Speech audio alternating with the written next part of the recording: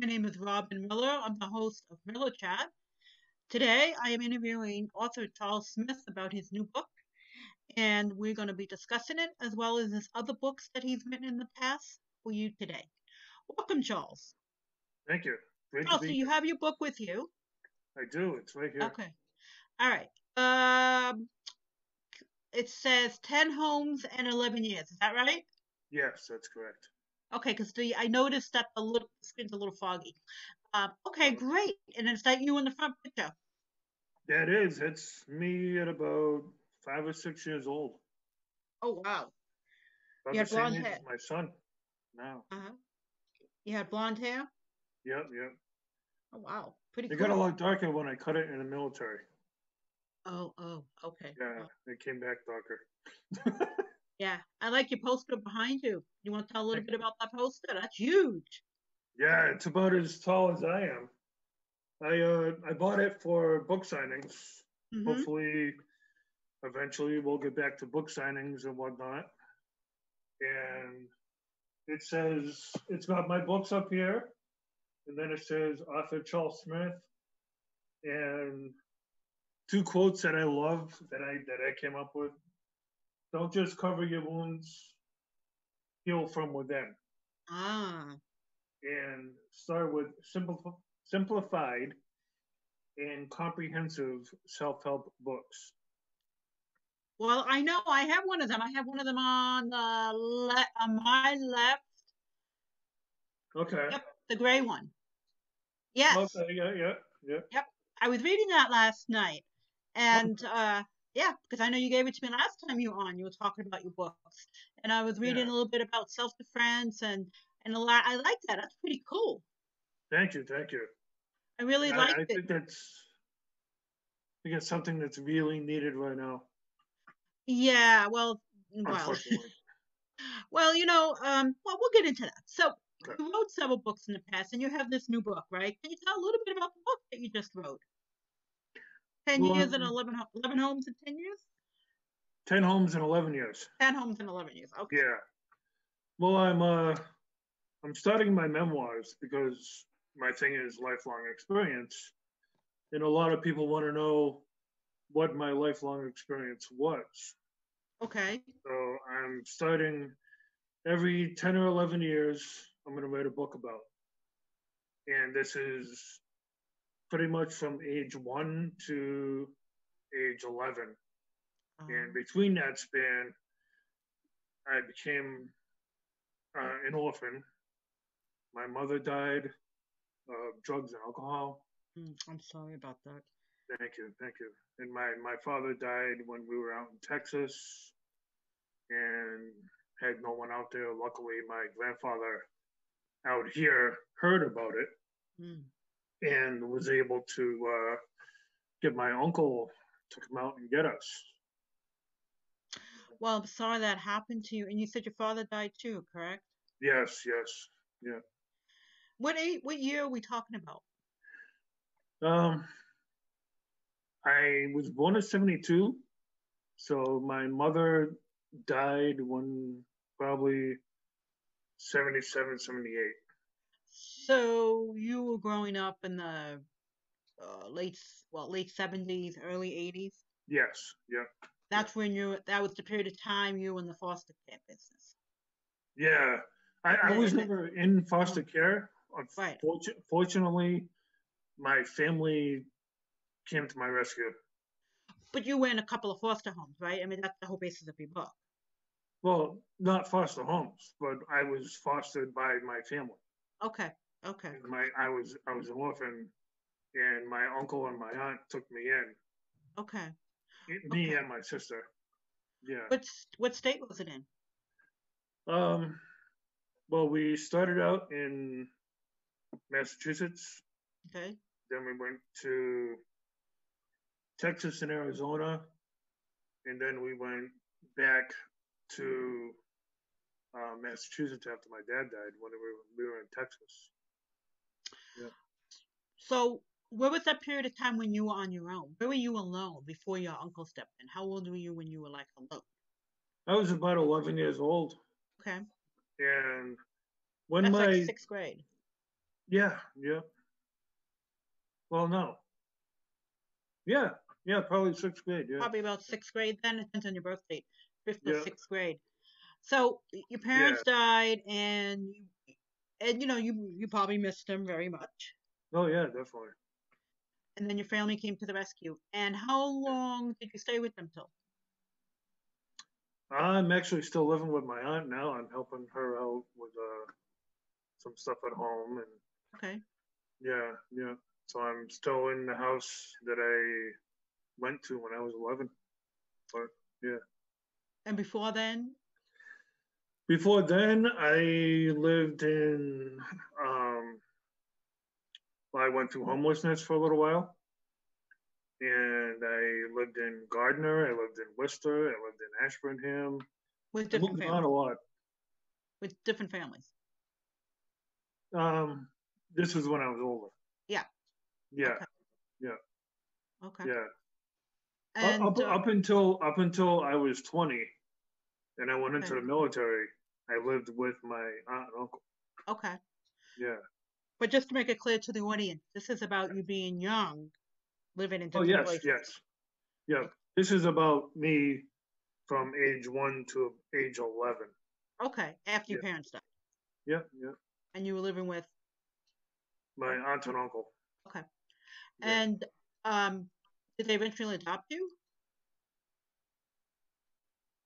No, no, No. not per se. No. I mean, Okay. my grandparents were my legal guardians. Hmm. They lived next door to my aunt and uncle. At one time, I have an Italian family. At one time, my family owned the street that I lived on, pretty much. Oh, okay. It was all family on the street. Oh, Yeah, wow. yeah, Well, that's rare today, but it does happen. yeah, yeah. But Oh, yeah, it was my grandparents were like my legal guardians, okay. but they didn't have room for me and my sister, so we lived next door with my aunt and uncle. Okay. And did you go to Yeah, school? Did you complete school? I did. Yep, I'm actually in school now in graduating Quincy this month, Oh, and yeah. I then I'm worked gonna move on. there. I Yeah. saw you got an award. Yes, yes. I got the Human Services Award. Oh, Yeah. congratulations. Thank you. Yeah. And what are you planning to do? I want to get my master's in counseling eventually. Are you And transferring? yep, and be a counselor. I'm transferring to Becker, Okay. and I want to eventually get my master's in counseling. All right. So we got in your book. What are the three topics that stick out in the book you just wrote that you want people to know? Three topics, main topics. My my mother dying Mm-hmm. when I was about 6, Okay. and that's when we moved from Massachusetts to Connecticut, then to Arizona, then to Texas. My dad dying when Okay. we didn't know what was going on because I was only 11 years old. My sister was 13, and she luckily, I guess, she ended up talking to the police and saying the Dorenzos were in Massachusetts and they were our family. Back then, we didn't have internet or phones or No. cell phones or anything like that, but they did some good detective work and figured out where my grandfather was. Hmm. And then my grandfather sent one of my uncles on a plane to come and get us. Yeah. So your mother and father dying. What's the last lesson? The last thing you want to bring out? Um, with PTSD, sometimes you forget a lot of stuff that Okay. happens in your life.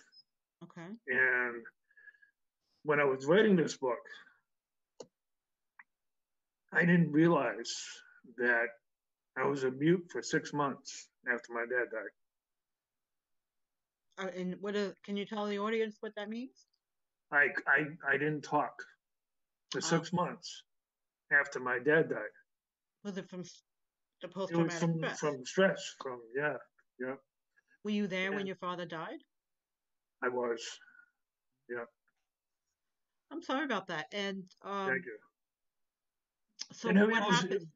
um, I woke up one day and I looked at my dad and I just seen something was going to happen. So I went into the bathroom, faked sick, stayed home from school, and I ended up taking him to the hospital, and he died right there. How old were you? 11. Yep. Well, I must be, I'm sorry that that was very tough and difficult, and that's when your family came in. Yeah. Yeah. So you want to talk? What was it like living? I mean, now you're okay. So your mom and dad died, and now Yeah. you and you're living now with family members now. Yes. Yep. Okay. And what what lessons came did you come? What came from that? Were they empathic? Were they sensitive? Were they caring? Were they loving family? Yes. All the above. Yep. Yep. They um they made sure that we got an education and we Hmm. had love and care and all that. And since this is a kid's book, what kind of impressions do you want to leave for children that are reading this book?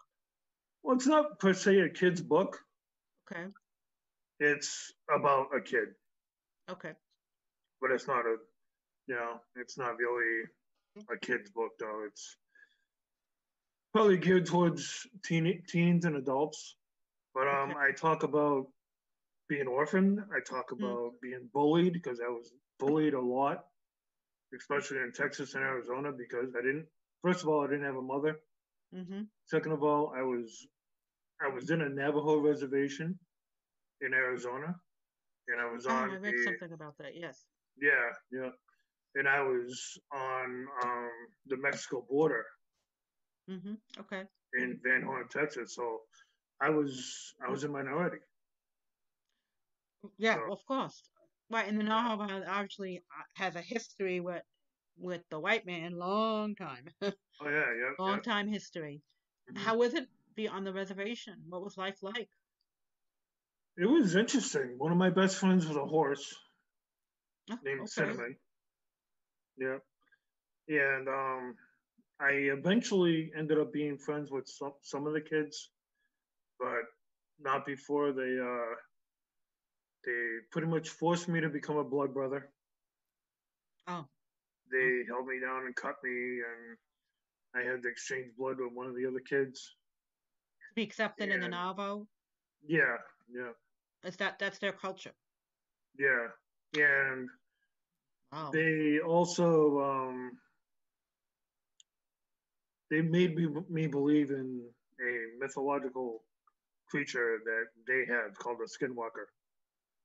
Well, a lot of the tribes have some Oh form yeah, of yep, beliefs yep, in that. So yeah. you were just you there? It was me and my sister and my dad. Is your dad Native American? No, he was a he was a chef, and Okay. they hired him to work in the college. Oh, in a college. Yeah, they hired him to work as a chef in the college. And how does the so help me understand how Yeah. so the Indians were there and he met them too, as well as working for the college, your dad?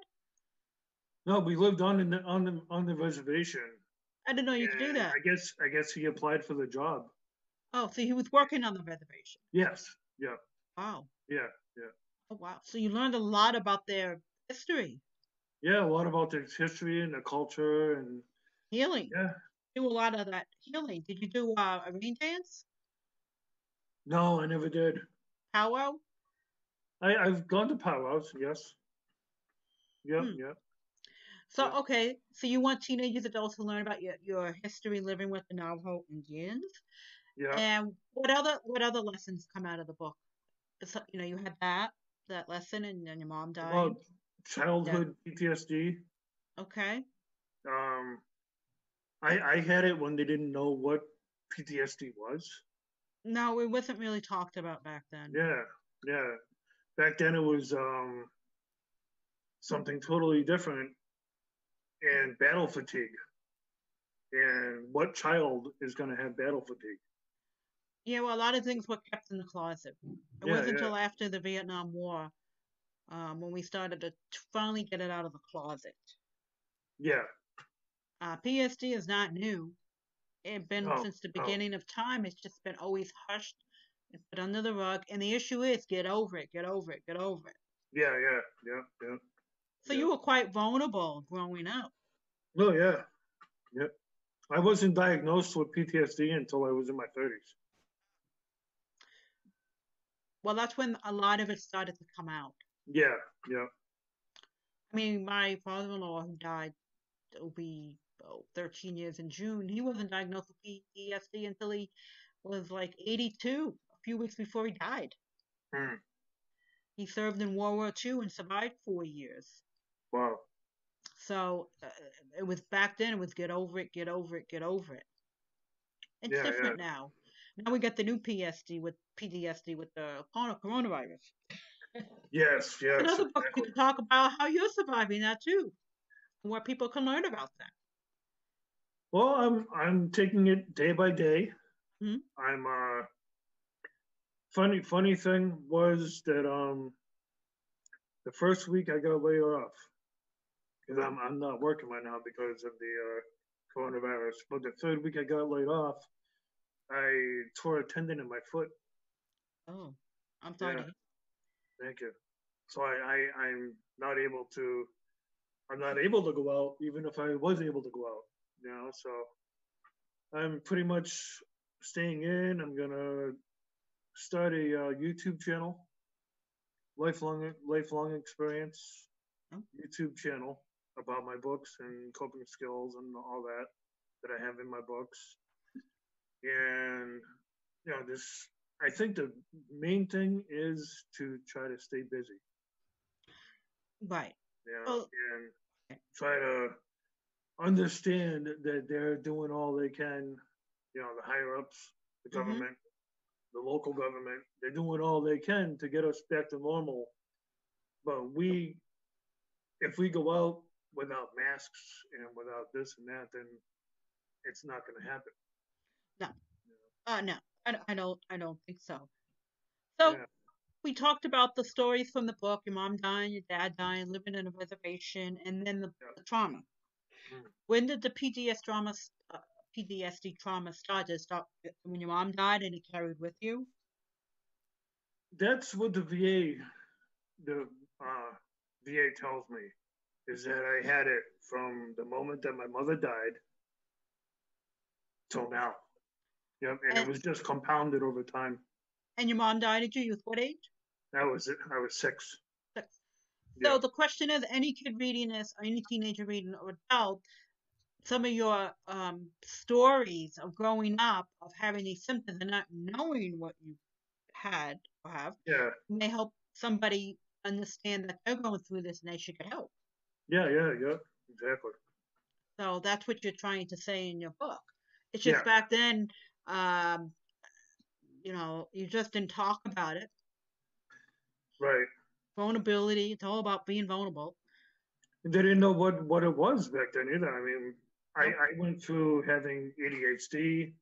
They thought I had ADHD, so they thought I had this, they thought I had that, when it was PTSD all along. But Mm-hmm. they didn't know what it was. You know, Mm. they we Well, just didn't it's good. have the knowledge back then. Well, it's good that you can tell your stories with an undiagnosed condition, but somebody reading that now may be able to put two and two together and say, oh, maybe I need to see somebody, or maybe not, or maybe figure out something isn't right, and then they can get the help they need. Yeah. So your book is about helping others. Well, all 5 of my books right now, and by the end of the year, I'll probably have 7. But all my books right now are about helping others. Right. And, From starting from youth and that. Yeah, yeah. And then you served the military. And what was the war that you served? I was in during Desert Storm. I didn't go into Desert Storm, but I was in during Desert Storm. Okay. I served 6 months in Cuba, Mm. Yeah, and I was stationed at Fort Carson, Colorado. Did you see action? Just in Cuba, riots, a lot of instead of a lot of action with guns, I had a lot of action hand to hand. Yeah. Well, and you're out of the military now. Yes. You're Yeah. proudly discharged, honorably discharged. Honorably discharged with the Good Conduct Medal. Yeah. Good, good, Yeah. good. Yeah. Yeah. So you wrote about this book, and what is this? So the theme of all your books is about healing. Yes. And what perspective do you take on healing? I We think have that we about need. 5 minutes. We have about 6 minutes to go. So go ahead. Okay. I think we need to heal from within. Hmm. Like I say on here, don't just cover up your wounds, heal from within. I think that we need to discover what coping skills work for us. I can see what works for me, but what works for me might not work for you.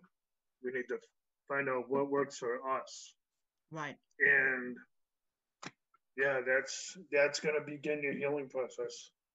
And you gotta want it. You gotta want it. I told someone the other day, you gotta want to change your life like you want to breathe your air. Well, I think COVID is definitely an opportunity for people to know that it's okay to talk about their fears and depression and their post-traumatic stress. Yes, yep, I see a second wave of mental health coming. The first wave is the shock and awe. The second wave is the PTSD because people who worked in places and seen people died or have loved ones die, they're going through the post-traumatic stress oh yeah, disorder. definitely, yeah, yeah, Because it's hard to have a funeral, a respectable funeral. Um, you're angry at the COVID that we can't see. hmm. I mean, yes, I understand the politics behind it, but when somebody dies, don't think about politics. You're grieving. Yeah, yeah, So I think this book is a good launching pad for people to understand that, like COVID, it's okay to want to talk about it yeah, yeah, yeah. because you want to be remembered how you handled it. Right, exactly. And a lot of Yeah, people feel a lot of shame and so on. But to talk about your experiences, today the high school students around the world yeah, are angry that mhm, their town or city is not honoring. Now I look at it as a entitlement. They have yeah. a right to be upset. They have a right to be upset. It's also an opportunity to be creative. But what would you tell these teenagers who are now angry and upset and sad about that, based on your experience of trauma? I mean, they all live in, it is traumatic to them because they're not having the prom, they're not having the ceremony, so to speak. So what words I of would wisdom would you say give them? keep hope, keep hope alive. You know, if you lose hope in your, if you lose hope in people or you lose hope in the government, keep hope in your heart that things are going to get better. Just give it. It's hard to say, but just give it time. You know. Yeah. I mean, I look at it from an entitlement. I mean, Yeah. yes, it's great you're graduating college, you're graduating high school, but things happen in life and you got to make best of what is. Yeah. Exactly. Yeah. Yeah. I Like mean, I'm I older had, now. huh? Go ahead, go ahead, go ahead. Like I've had a lot of things happen in my life where my mother Hmm. died to my father died to being homeless to breaking up with my son's mom. You know, all those things will be beyond my control. Hmm. That's right. But you got to be able to adapt to the situation in order to move on. Absolutely. You know? Resiliency. Yeah, like I'm graduating this month too. I'm 47 years old, but I'm also graduating, and And I I'm know they're looking having the forward to it. video, they're having the virtual. Yeah. Don't forget to wear your cape. Oh yeah. The problem is it's resiliency, Charles, And I mean, I grew up in a time too of resiliency. I mean, I don't remember high school graduation. I didn't go to the prom. And Yeah. to me, it's like what mattered to me most was my family and going to college. Yeah.